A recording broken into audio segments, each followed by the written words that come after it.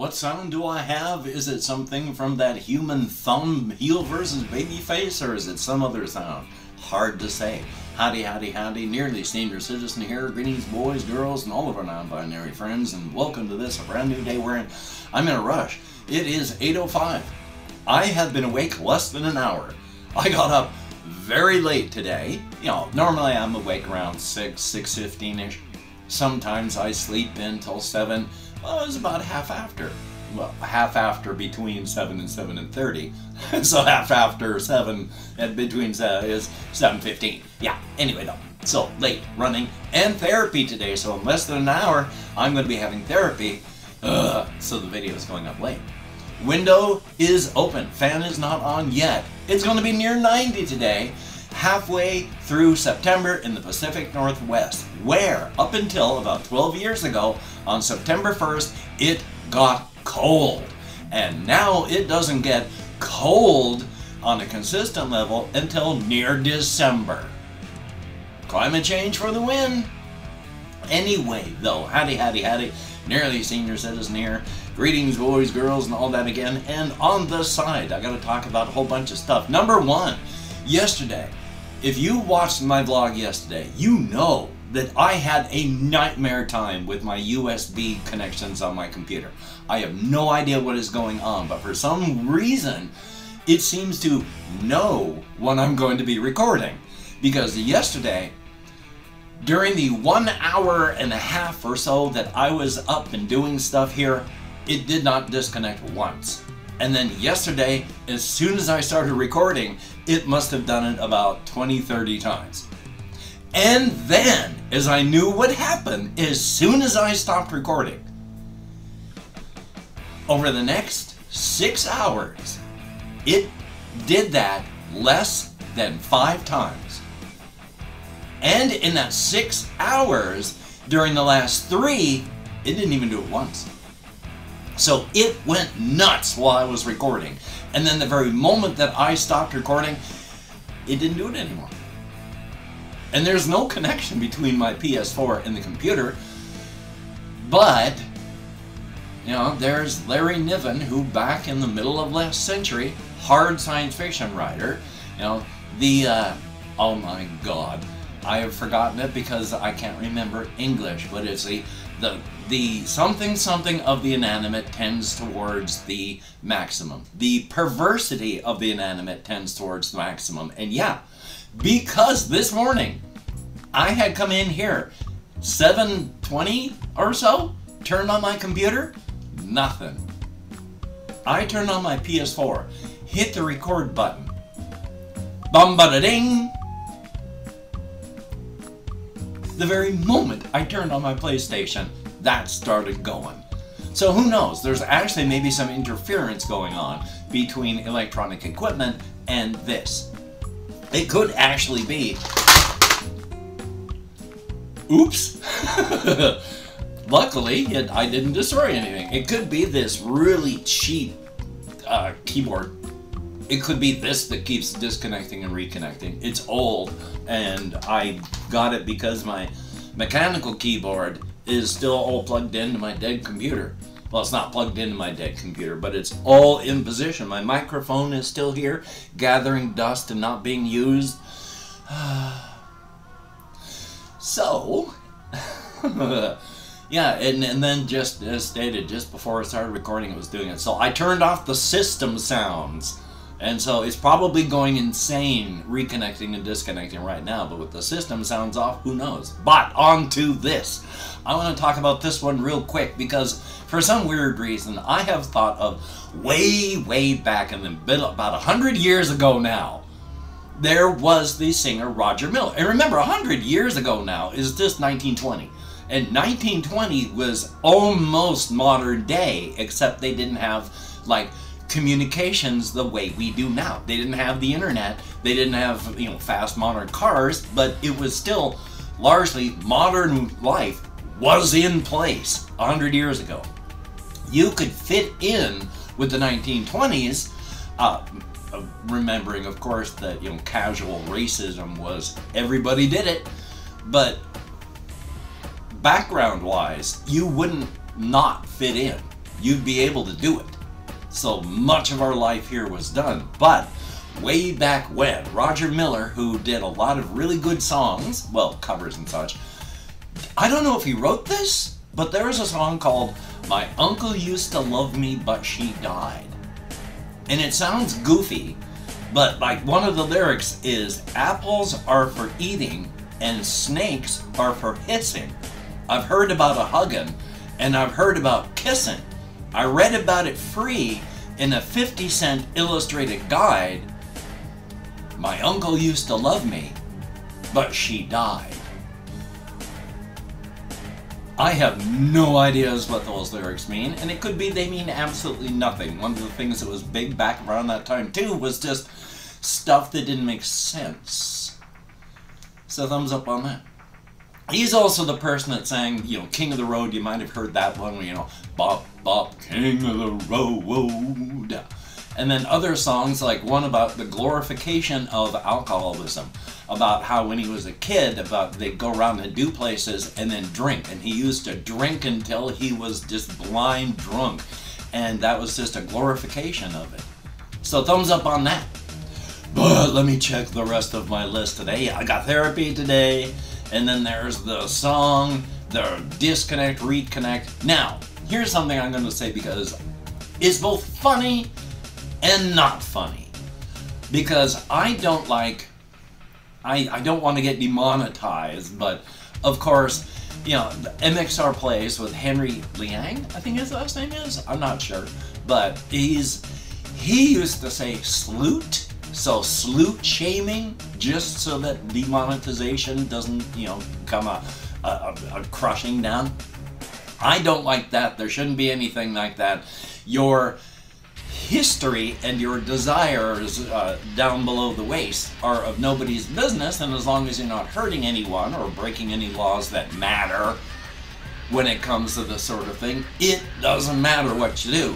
If it's legal and you're not hurting anyone, it doesn't matter. However, even though life in the United States is slowly changing, and even though the GOP for the last 50 years has had a stranglehold on the United States and just pulling us backwards while the rest of the world goes forward, life is changing. There is in Virginia someone who is running for office, and somebody got hold of some of the things that she and her husband do and put it online to shame her so that she won't get elected. Because apparently she and her husband would go online using various programs, talking to people, recording themselves being frisky, and asking anyone if they have any suggestions for what they should do for, you know, donations.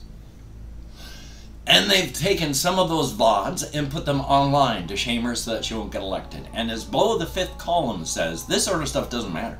It doesn't matter at all. Policy matters.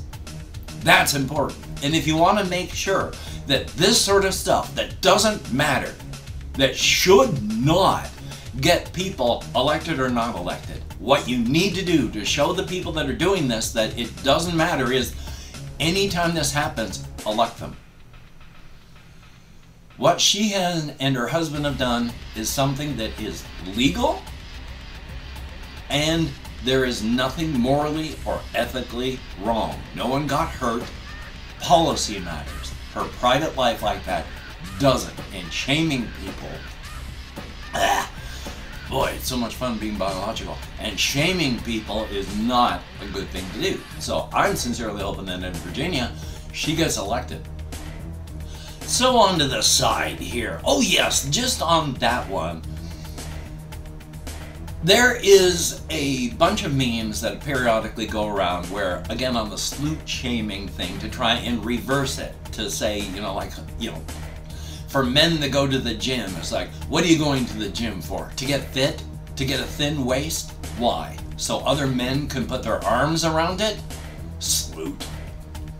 And so it's like, yeah, turn it around. And then this one made me laugh because it's, being a fascist is a submissive trait. What do you want to give strong men ultimate power for? To dominate you? Sloot. So, yay. And then this one, because it's a, oh well, there's a couple things here.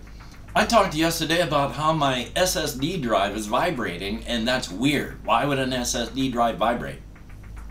So I got the crystal disk info thing and uploaded it, installed it to check on the drive, and it's apparently not an SSD drive. I mean, it's vibrating when it works. It's not vibrating right now, so I'm hoping that it's working. Let me double check here. Right. So hopefully, gosh darn it, I hate the way they don't go to like your PC. No, it's all plugged in and working. And yesterday it was vibrating. And on Crystal Disk, it comes up as a physical disk and not an SSD. It's as thin as an SSD thing, where you just have the little plastic case to put a circuit board in. It's not huge, it's not big. So either it's like an old notebook slash laptop type thin physical drive on a card. I don't know. It is small. Now I'm afraid to move it around, because if it's a physical disk, I don't want to damage it. But if it's not a physical disk and it's an SSD, why doesn't it say it's an SSD when the thing asks it what it is? And why does it vibrate? But it is just literally this thin. Move my hand so you can actually see. It's only this thin. It's wafer thin. Hopefully it's okay. Now this one, I watch online a whole bunch of people. One of them is this guy called Mad Little Pixel. That's his username. What he does is reviews a lot of retro stuff. Except it's not retro, it's the new stuff coming out that's made to be retro. But he reviews a lot of the stuff that's just like the Chinese copyright breaking junk. Where they'll have just, you'll get this stuff from China, and it'll be thousands of like Nintendo, Super Nintendo, PlayStation 2, Dreamcast, just ROM dumps on there. And then they sell them on Amazon. It's thoroughly illegal. One of the drives that he reviewed that was sent to him, literally just a hard drive that you plug into your computer, and it is packed with like even PC games that don't have a license. How are they doing it? Why is Amazon not crushing them? Who knows? But I watched one of these videos. He gets review stuff all the time, and he dogs on these things a lot. One of them is, I can't remember the name of the actual company. It might be this as well, but it's Powkiddy. P-O-W-K-I-D-D-Y. It's a stupid name. Checking my time. It's a really stupid name. And this guy hates it. He hates that name. He likes the equipment largely, but he hates the name to the point that I saw the thumbnail coming up, and it had Powkiddy on the box that he was going to be reviewing. And I went, he hates this. This is going to be the first thing he starts bitching and moaning about. And son of a gun, yeah, the very first thing he started talking about was how much he hates the name Powkiddy. So hopefully I'm not going to get demonetized for the use of the word. But let me check the rest of my list here, because yeah, it's just, there's not a whole lot to talk about. I did not walk to Walmart yesterday. I just walked down to Safeway, got cat food, got cat dirt, did some stuff, went to bed early for me. I tried to go to bed early. It actually didn't end up early. So not a whole lot happened. I didn't walk around a lot. I did as much thinking as I could. I've been thinking a lot about various things on the creative front that are not directly related to the setting, but still are a part of it. Like, I've been thinking a lot about the previous thing that's now a part of this setting, because where they were is now just one layer in this multiverse written small on the inside and the razor's edge. But the characters of Millie Andor, who is one of the underground fungal-based elven types, Scarbat, who is a member of the nomadic horse-riding overground dwarven types, and Ilchenka, who is a member of, well, she's a member of the people from the land called the Kalendra, so she is a Kalendran. But about 100 years back, a magical zombie plague ran rampant through there and killed everybody. Everyone died. But their skeletons, with all the flesh having just rotted off, in like Terminator mode, have been slowly powering down, because in Terminator mode they would get bitten, the magic erases your personality, spends the next 30 seconds rewriting what's inside of your body, and then after that you get up and you start looking for humans to bite and spread. And then for 100 years that happened, and then in Terminator mode with flesh rotting off, they have just slowly been settling down and going into sort of a low power mode where they didn't run around looking for people, but just sat and waited for people to come by, and then just slowly started powering down until they were dormant. About 2% of them are still up and walking, so it's dangerous for non-skeletal types, because they are just animated skeletal human remains powered by magic, which is actually not magic, it's a nano plague, but they are dead. 100 years later, they started 1% of them every year waking up, where the dormant plague inside of them is just becoming sentient, each one of them. And there's sort of a subconscious that all of them share, so that all of them have knowledge that what others would have. Like painters, they know how to paint, but you still have to practice. Just because you know how to paint a Mona Lisa, you still need practice so that your body can do it. So they have knowledge. Like if they see something they don't understand that somebody else has done, it says, oh, I'm gonna go climb that tree right over there, and then from that point on, whenever they see that sort of thing, it's immediately they know it's a tree. But something first time, okay, we're gonna climb that mesa over there, and it's just without even thinking about it, it's dip into that subconscious, get what they need, and back up. Happens below their level of consciousness. And because sleep being important to the human psyche, and sleep being important even for them, they don't sleep, the skeletal people from the Calendris, but for about an average of 4 hours every night. Some have little as 2 hours, some as many as 6.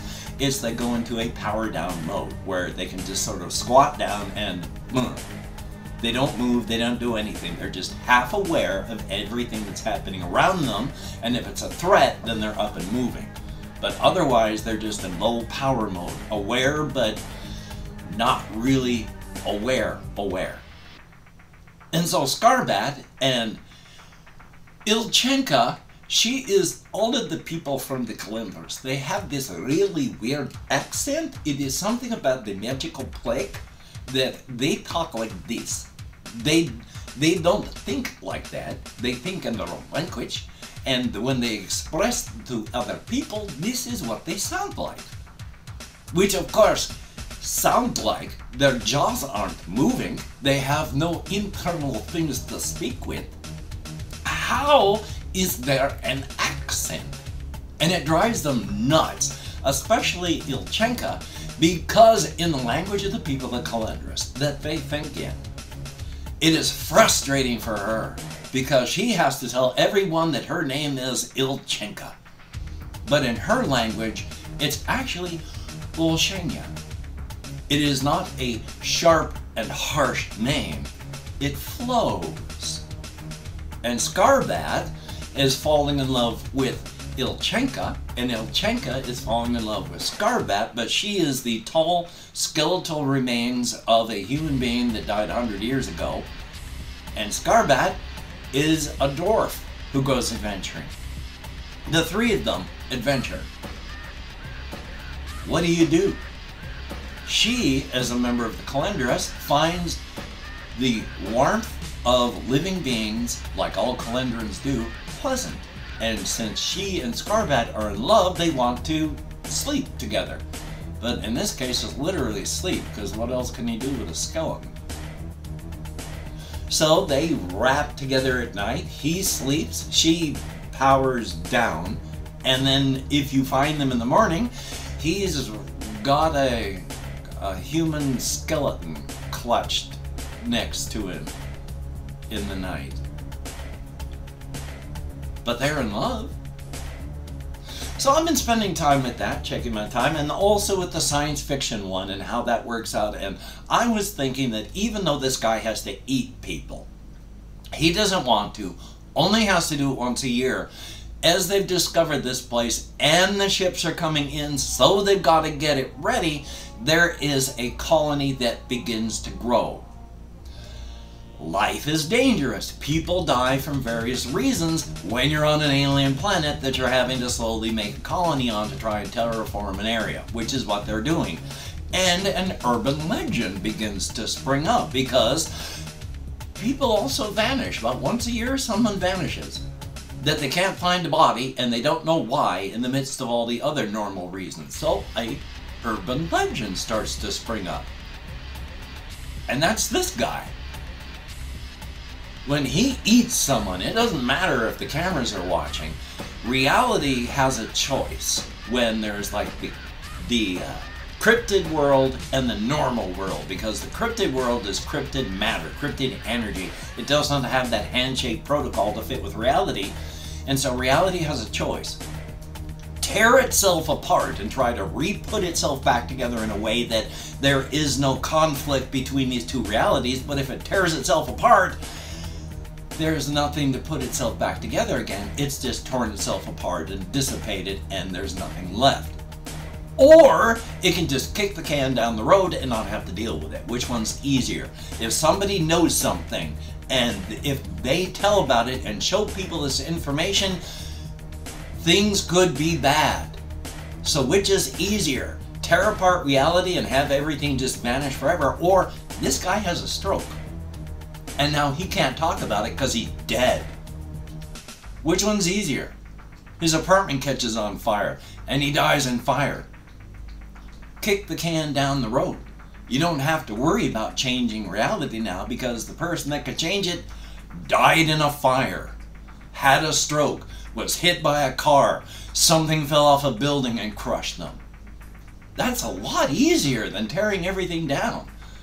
That's a lot easier when a video camera is recording you for there to be a mechanical or electronic failure all across the colony so that you don't get recorded, and to make suspicions less, a lot of people don't get recorded.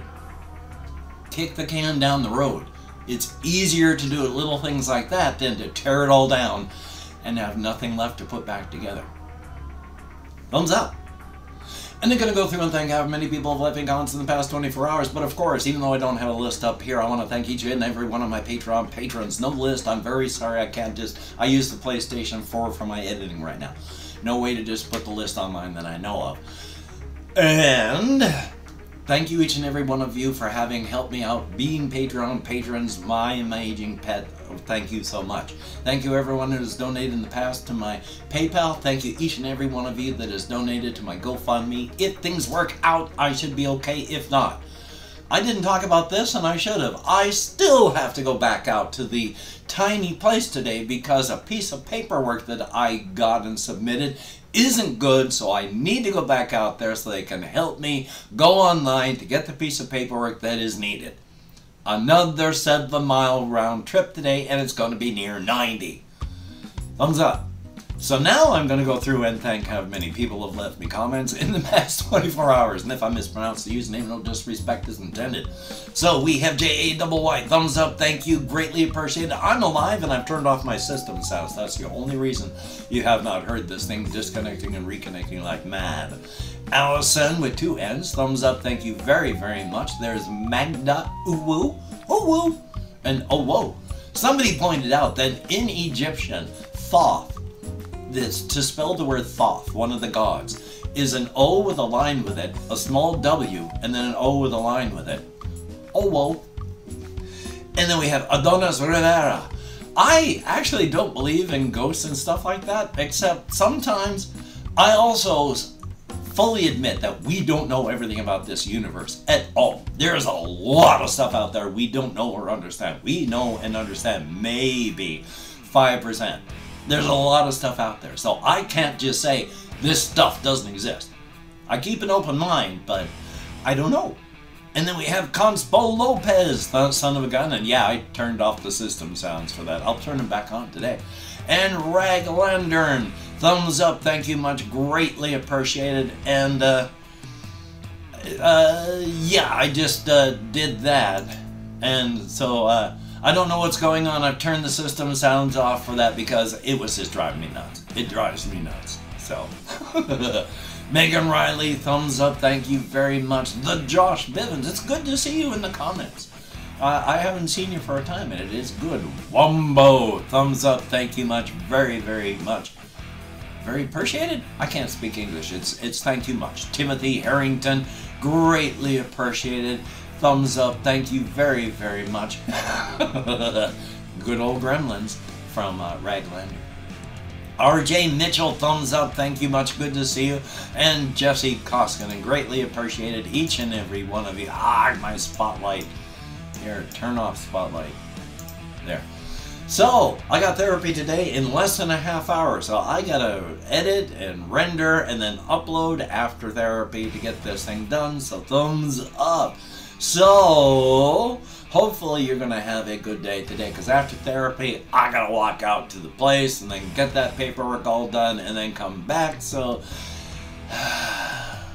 hopefully you can get done the things that you want to get done. If not, don't beat yourself up. Just do what you can. That's important. So, until we meet again, you take care. Have a great day today. I will see you on the flip side. And I'm really waving my arms around in the air like I just don't care, because right now they actually feel pretty good. This arm, sore, but not bad. I mean, it's all... almost, except for certain positions, I almost can't tell that there is nerve irritation. This arm, actually doing pretty good. If I stretch it, oh, like right there, the nerve is not happy. So there's, but otherwise, yeah. So I'm going to turn this on so I can turn this off, because otherwise I'm going to keep speaking forever. It's 27 minutes in. I keep it between 20 and 30 minutes. So, with my hand even closer now and still high contrast. My hand is as big as my head. I'm a mutant. Anyway, though, I'll see you. Here, I'll make this bigger than my head, too. I am tiny. My head is miniature.